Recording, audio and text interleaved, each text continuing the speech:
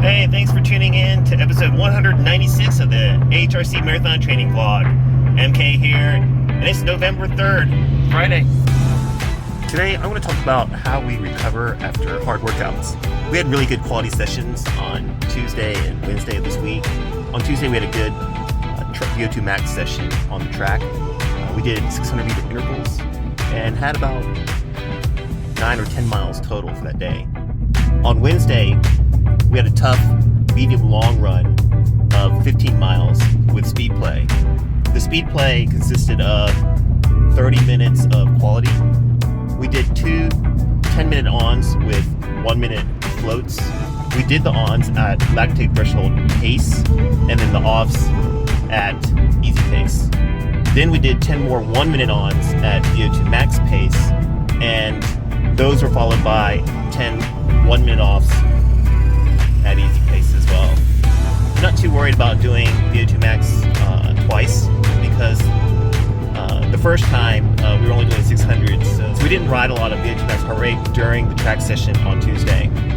And then on Wednesday when we did the fartleks, because of the 1 minute floats in between, we really didn't reach either lactate threshold heart rate zones or VO2 max heart rate zones until the tail end of those fartlek sets.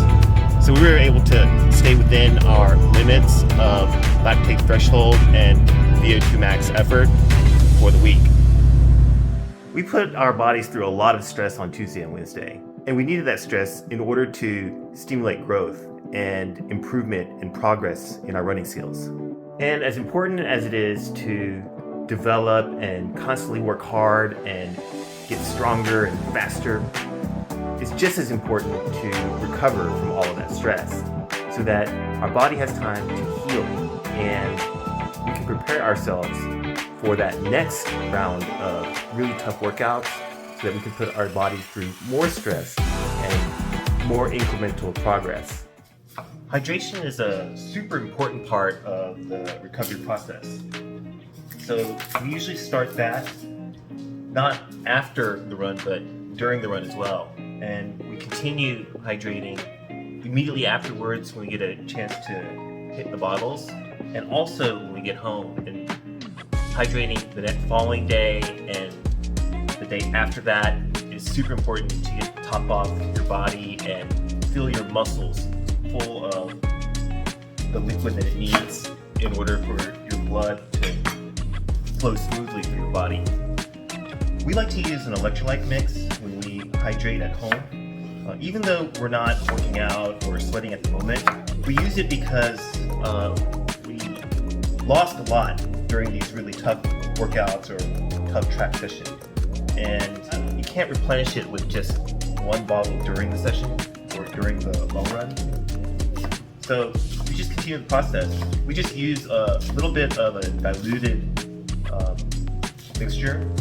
And instead of going maybe like 1-to-1, like 1 packet to 500 mils of water, we will go to like 1 packet to like a liter of water or a liter and a half of water. It just helps with the absorption process so that the fluids can enter into your bloodstream. You don't want to just intake a lot of water and then go to the bathroom and pee it all out. So another important element in the recovery process is fueling, and our muscles are going to be taking a beating when we go through these hard sessions, especially if we do back-to-back 2 days. The kids follow a pretty well-balanced diet, so I'm not too worried about them not having enough fiber or not having enough protein or not enough fats or carbs.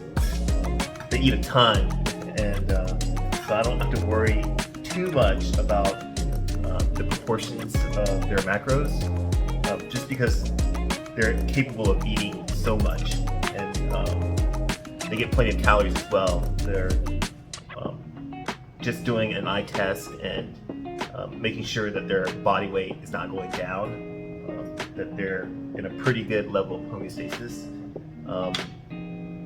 Gives me a lot of confidence that just preparing them really fresh foods that are healthy and well balanced, and just looking at a plate and seeing all the macros there is good enough for them because they eat plenty.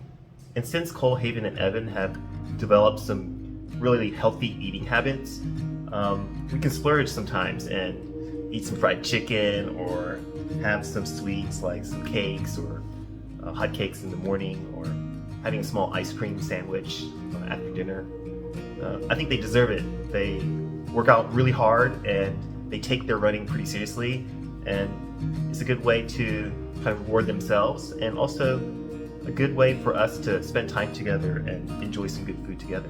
In addition, sleep is super important in the recovery process. And it's kind of, I feel a little bit sorry to the kids because they wake up so early in the morning because we live in California, and it's just so much of a huge advantage to do workouts in the morning rather than in the afternoon.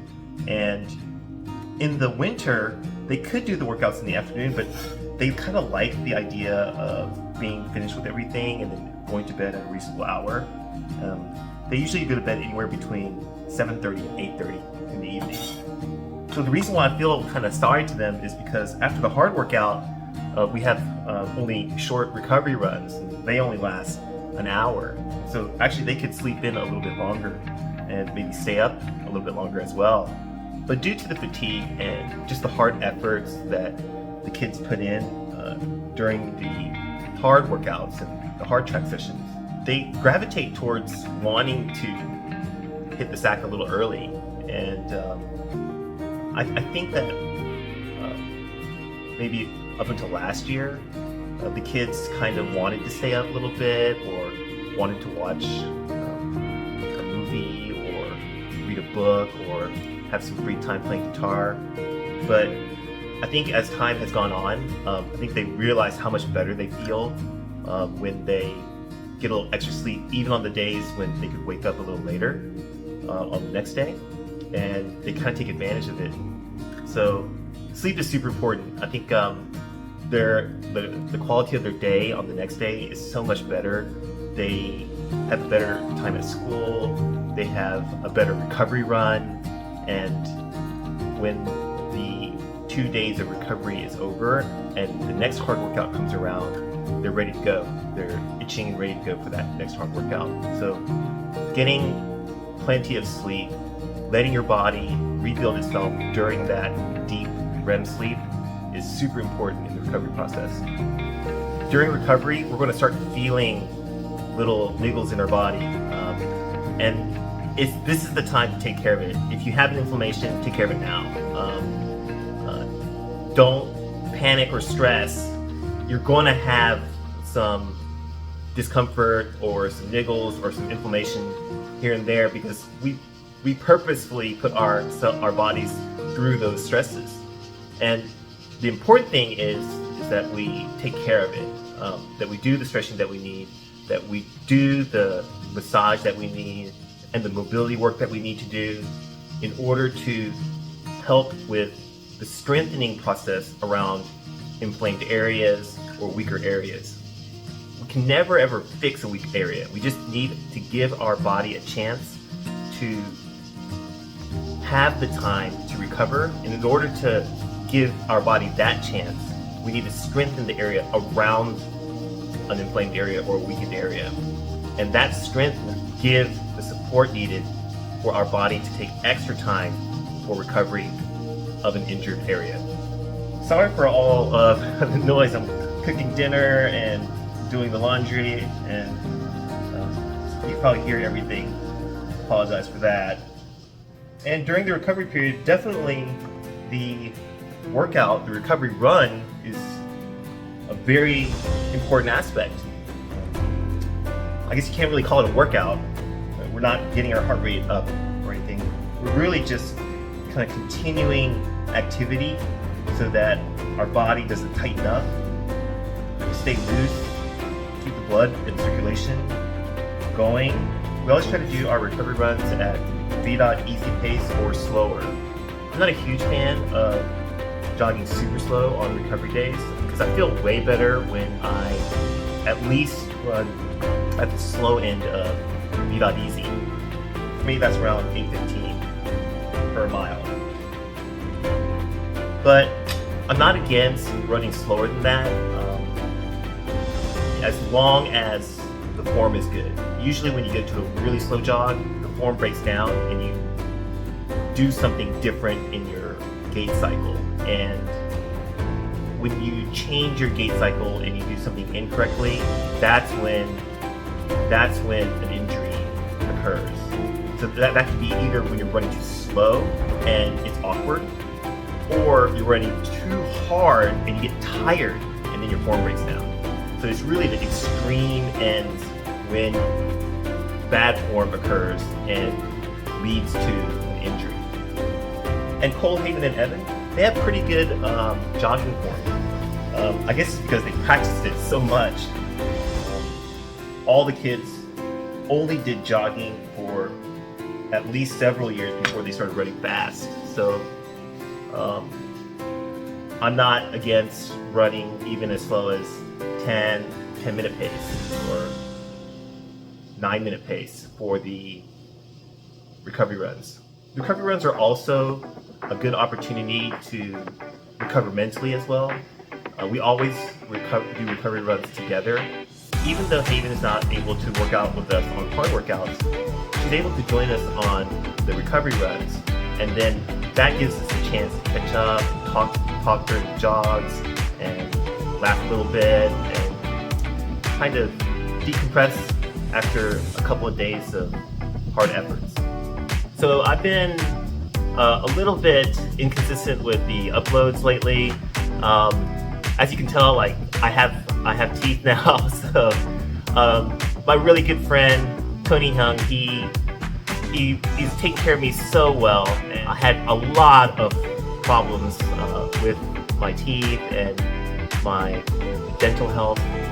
So trying to take care of that first, and I'll be sure to get back on a more consistent schedule with the uploads. So as of today, Dr. Tony was able to give me a more temporary solution to my chipped tooth situation.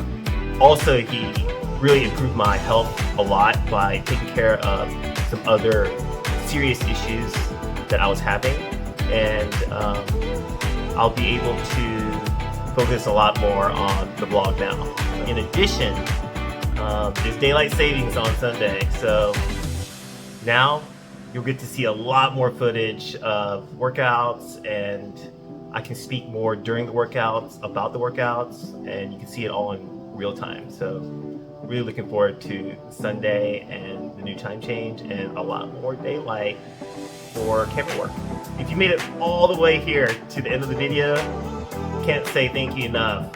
And please subscribe if you haven't done so already. Like this video, help out the algorithm. Have a great day and a meaningful run. I'll see you in the next one. All right, bye now.